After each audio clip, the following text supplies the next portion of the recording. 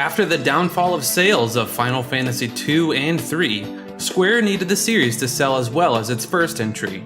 So they reimagined the series in a way that appealed to new and old fans alike, and ultimately shaped the future of the Final Fantasy series. This is the Final Fantasy IV Iceberg. Sequel. A sequel to the game was created called Final Fantasy IV The Afteryears. It was initially released for mobile phones in 2008 and was released a year after for WiiWare. Set 17 years after Final Fantasy IV, The Afteryears follows the original cast and their descendants in episodic tales as a new villain appears, setting into action a mysterious chain of events that threatens the fate of the Blue Planet. It received mixed reviews, with many basking in the nostalgic storytelling, while many would often criticize the old mechanics. FF2 in America. In the West, the game is referred to as Final Fantasy II, despite it being the fourth entry in the franchise. The reason for this is the localization team believed it would be better to appropriate its name to Final Fantasy II, since at the time it was only the second Final Fantasy game released in the West. Matching gameplay. There are various examples of what's happening in the story actively reflecting the gameplay. You start the game with Cecil and Kain, two trained knights in the Baron Kingdom service. Both start at level 10 and have some decent gear. Rydia, the first new character you meet, is simply a little girl. She begins at level 1 with the bare essentials. Another example is seen in the battle spells, like those in past Final Fantasy games, follow the typical element patterns of fire, ice, or water, and lightning. Rydia can learn ice and lightning magic by leveling up, but not fire. Her hometown was devastated by fire, and as a result, she despises it. When the gang needs to pass through a wall of ice to alert another village of an impending attack, and there are no other black magic users in the party, she eventually unlocks fire magic. Because innocent people will perish if they are not told in time, she is able to overcome her psychological block and cast fire to melt the ice. Cut content. In the Western edition of FF4, as well as the later Japan-only Easy type release, nearly all of the items that could invoke magic spells were made inaccessible. The Firebomb/Red Fang and the Lit Bolt/Blue Fang, which were present in the first demonstration battles, were kept. However, the Lit Blue/Blue Fang item is not available in the game. All goods meant to heal a single status effect were likewise made unavailable, and the Heal/Heal All potion were made cheaper in stores to replace them. To eliminate the dummied things, many treasure chests, shop inventory, and monster drops were updated. The item list in the game's data contains an unused two-handed sword of the Ragnarok/Crystal type. It is called None, or Spare in the original Japanese version, and does not have a sword icon. When forced equipped to a character with a cheating device, the weapon graphic, attack, and sound effect are identical to the Ragnarok sword.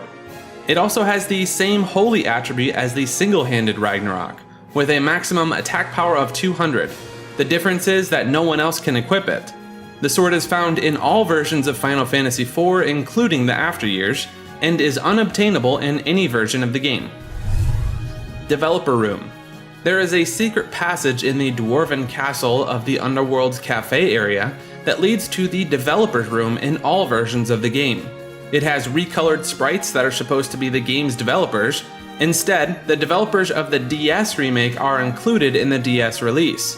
The area was deleted in the Final Fantasy IV Easy type and FF2 US, because a pornographic magazine called Lustful Lollyho can be found in the chamber. Translation problems.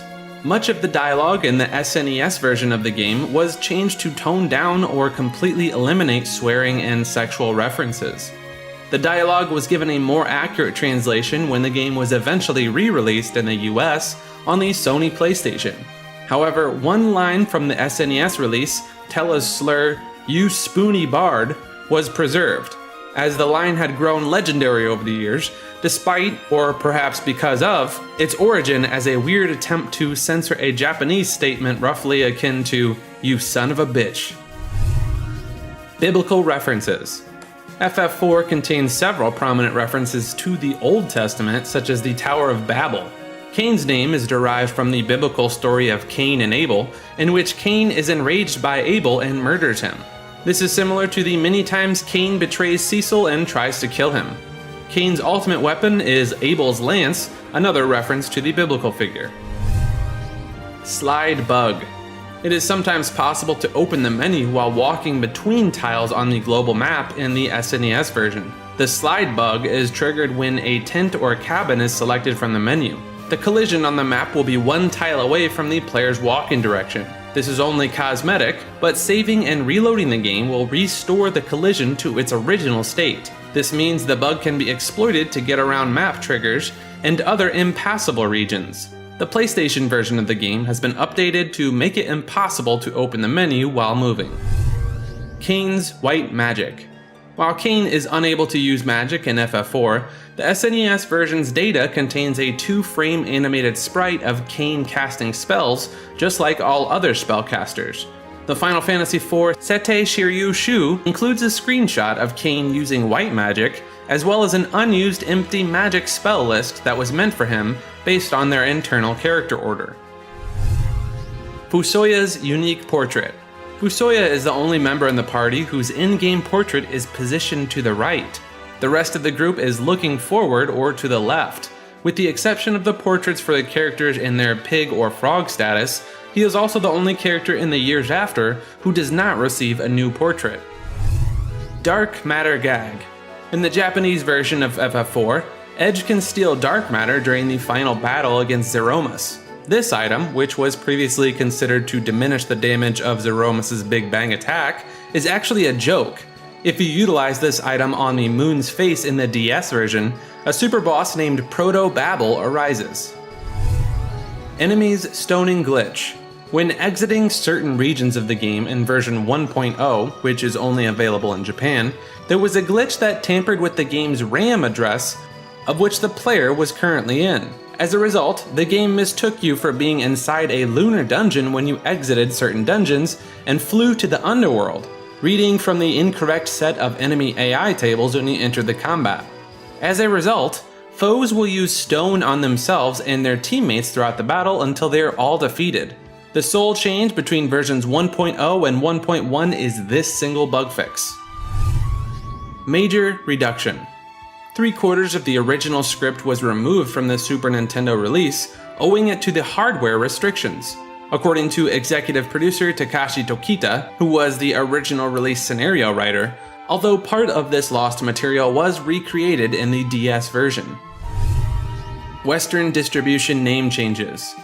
In the original Japanese release, Edward and Golbez were referred to as Gilbert and Golbeza respectively. Due to the fact that the Western distribution only allowed for 6 characters, the names of these characters had to be modified. Translation Hero. The original concept for Final Fantasy IV's DS version was to simply copy-paste the GBA script into the DS title. However, a translator named Tom Slattery was a big fan of the SNES plot and volunteered to rewrite the script for the new game, which turned out to be a great idea in retrospect. Zemora's fourth wall break.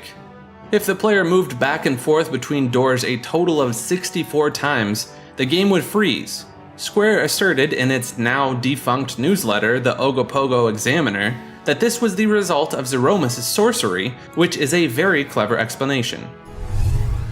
Best armor in the game. You can face an incredibly rare enemy known as the Pink Puff near the end of the game in the Crystal Chamber, just before the last fight. If you are lucky, you can win a pink tail from him and deliver it to the tail guy, who will reward you with the best armor in the game, which is called the Adamant Armor. Meteor foreshadowing. Tella is warned by multiple people about the dangers of casting Meteor, because he lacks the energy reserves he once had. Tella pelts Golbez with many high-level spells right before casting the final one, so he is out of MP by the time he casts the last one, even in versions where he can get his MP boosted to the point where he can actually utilize the spell. Extra healing dungeon. There's an extra dungeon in the GBA and PSP enhanced content where Rosa has to heal as many people as she can before meeting Luna Asura. The number of persons she heals in a given time period determines her reward. Soldiers' morale. In the game, you will face off against a small force of soldiers and their commander on 2 occasions. The commander will depart if you defeat the soldiers, however the soldiers will attack themselves to death if you defeat the commander first. Avengers Sword Softlock. The player will have softlock the game by equipping the Avengers Sword on Cecil before the final boss fight. Only he can use the Crystal Sword, and you can't change his weapon during the battle due to its auto-berserk condition. Like this video, and subscribe to Maker.